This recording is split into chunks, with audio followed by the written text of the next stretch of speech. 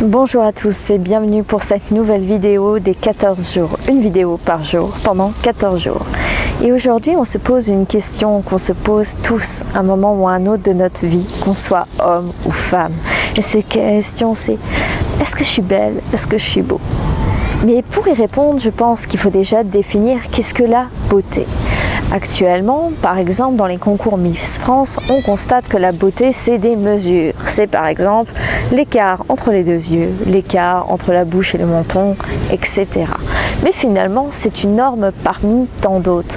À chaque époque, on a eu des canons de beauté très différents au niveau de la couleur des cheveux, au niveau de la corpulence, etc. Et si on regarde bien, finalement, ces critères de beauté sont basés sur la richesse. Parce que regardons par exemple au Moyen-Âge, qu'est-ce qu'on voulait? On voulait des personnes au teint pâle et qui ont quand même un petit ventre, voire qui sont carrément plus enveloppées et avec plus de forme. Pourquoi on voulait ça? Parce que le fait d'être pâle signifiait qu'on n'avait pas à travailler.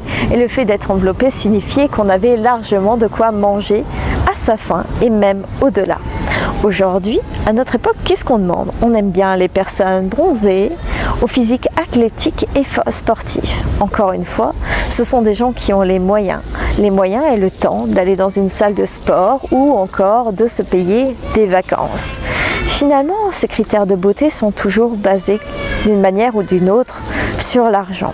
Et c'est pour ça que je vous demande de ne pas vous comparer aux critères de beauté qui vous sont présentés.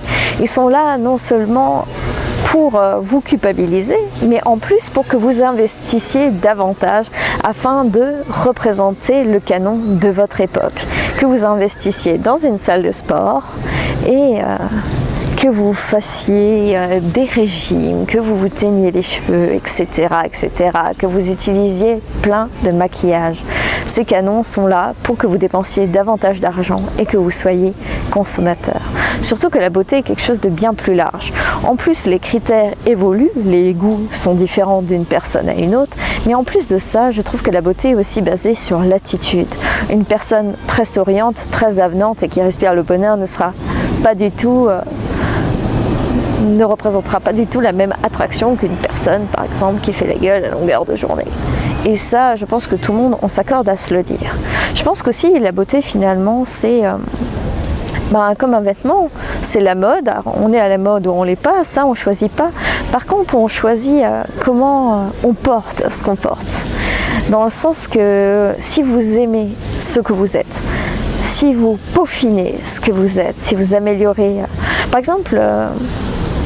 je sais pas, on va parler par exemple du style gothique. Tout le monde ne se balade pas en gothique et c'est pas toujours joli.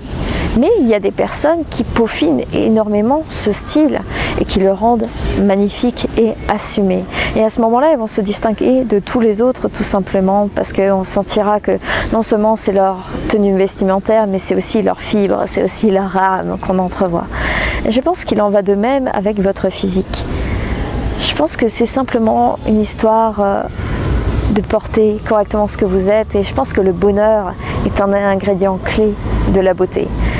Je pense aussi que pratiquer ce qui vous rend lumineuse ou lumineux, c'est un ingrédient de beauté. C'est beau une femme qui lit un livre au soleil parce qu'elle aime lire. Un garçon qui joue de la guitare parce qu'il adore ça. Puis pourquoi pas une fille qui fait du sport, du basket ou du hockey. On est beau quand on fait ce qu'on aime. Alors plutôt que de regarder les autres en attendant de trouver si ils vous trouvent beau et d'essayer plusieurs trucs pour voir si ça vous rend plus beau à leurs yeux, peaufinez ce que vous êtes. Portez-le bien, portez-le avec fierté.